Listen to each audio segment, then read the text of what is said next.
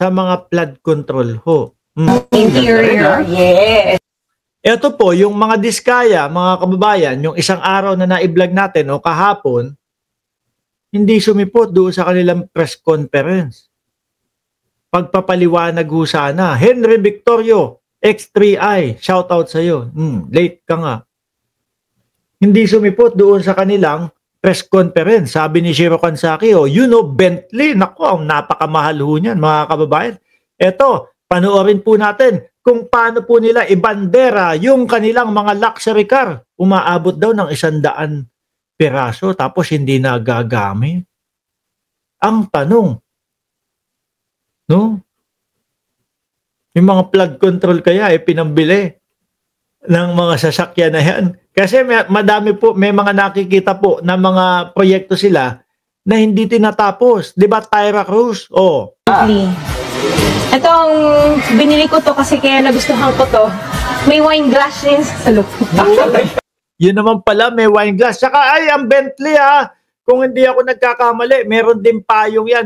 May pipindutin ka, huhugutin mo yung payong doon sa mismong doon sa mismong pintuan ng Bentley, meron din ganyan yan. May decanter. Yes. Social. Pero hindi naman namin nagagamit. So, ito, ang inside niya naman, red and black. Ang interior. Daming pera, Tapos malalaman mo, makikita mo doon sa isang interview, ano yan? St. Gerard. Hindi tinatapos yung kanilang mga proyekto. Ito ho yun, mga kababayan. Isingit ko lang ho. Mabilis ang singit lang ho, mga bossing. No? Eto. Mabilis ang singit lang ho. Nang lumilitaw ang mga umano'y palpak na flood control projects na corner ng pamilya Vizcaya. Di ba? Ayan, may mga nagpapatotoo dito. May mga nagpapatotoo dito na sinasabi hindi natapos yung mga flood control water station kung saan nagtatrabaho si Michael. Sa kasamaan nun, kinakayod na pala yung ilalim ng lupa. Hanggang sa bumagsak na po yung pader namin dyan, yung dikilan namin. Itinuro pa ng mga residente. Sabi ni Sambong, 2021 pa pala yung Ghost Project kung di gagalaw si PBBM, mga senado, kanya-kanya ng pasikat. Ang likod ng water station na sila na lang daw ang nag-ayos. Naghanda na rin daw sila ng sandbags sakaling may panibagong pagguho. Biruin mo yung mga nila yan, yung mga malalaki mga backhoe yata ang tawag doon. Tinengga nila dyan. Hanggang sa nagkaroon ng napakalakas na bagyo, ayun, tinangay, inaanod, bumangga doon. Kaya ito, problemado po yung mga residente. Akalain nyo yun. Ang proyekto, flood control, tapos sila pa yung nagiging cause ng pagbaha. Buti pa sila, di malaman kung ano ang bibilin sa mga ninakaw nilang pera, sabi ni Maynard Cruz. At daw, last year pa natapos ang construction ng kumpanya rito. Pero ang progreso ng proyekto, hindi pa ramdam ng mga residente. Ayan na yung progress, pero dito sa amin wala pa. Nakita ko, sabi niya, meron sakit si Diskaya. Kaya hindi nakapunta. Yes, ayan. So, ito, sorry. Para may projector siya. Yes. Nagpo-project siya ng logo. On a normal day. Color niya, ganda. Yes. Ano siya, two-tone. Oo. So, ito. Ano yan? Mercedes-Benz? GLK? GLC? GLC for... SUV siya ng Rolls-Royce. Pero, ang kaya lang iupo nito sa likod. Ito, yung dumating siya, Grabe, natawa yung isang contractor kay Marcoleta sa hearing. Kaya, dahil sa mukha niya siguro, tama pala, si Vice ganda. natawa kay Marcoleta. Ay, nako. Anyway, mga bossing, kakalungkot. Pero ang ating Pangulo mga kababayan, talagang patuloy po na iniisa-isa, mga bossing.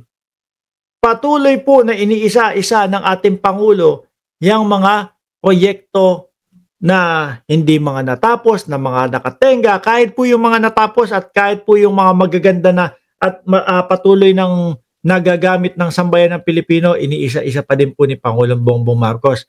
Isa lang pong indikasyon ito na seryoso ang pamunuan ni Pangulong Bongbong Marcos na supilin po yung mga corrupt yung mga tiwali, yung mga kontraktor na hindi po sumusunod at hindi tinatapos yung mga proyekto. Sabi ni Pempe Santiago, Sir Mark, break muna, pa-shoutout, watching from Los Angeles. Naku, kaninang hapon, inihatid ko yung kaibigan ko na dumalaw dito.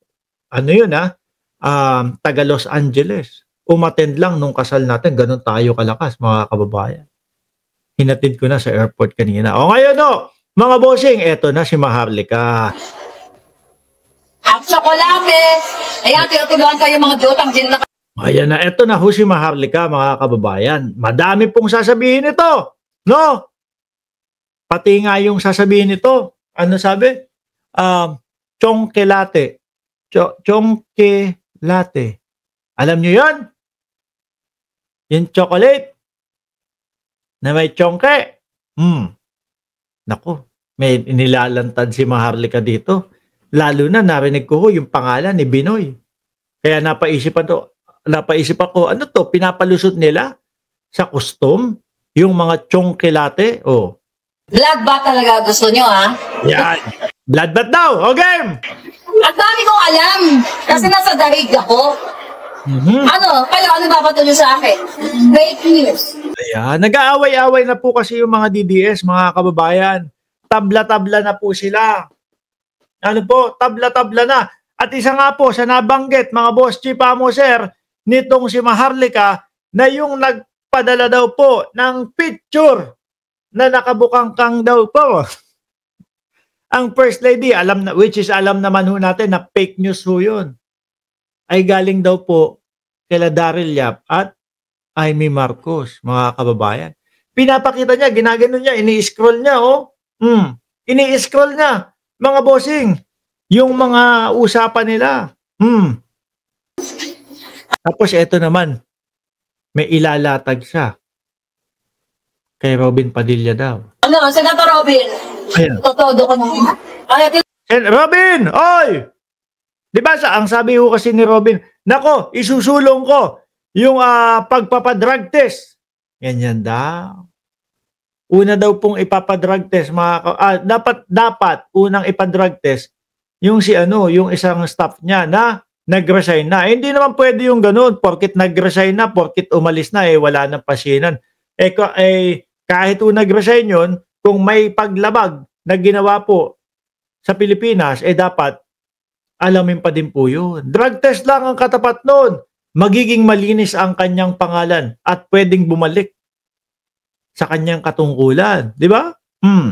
Kaya lang mukhang takot po. Doon po yata takot sa drug test. Tuturuan ko na kayo. Immigration at custom. Ito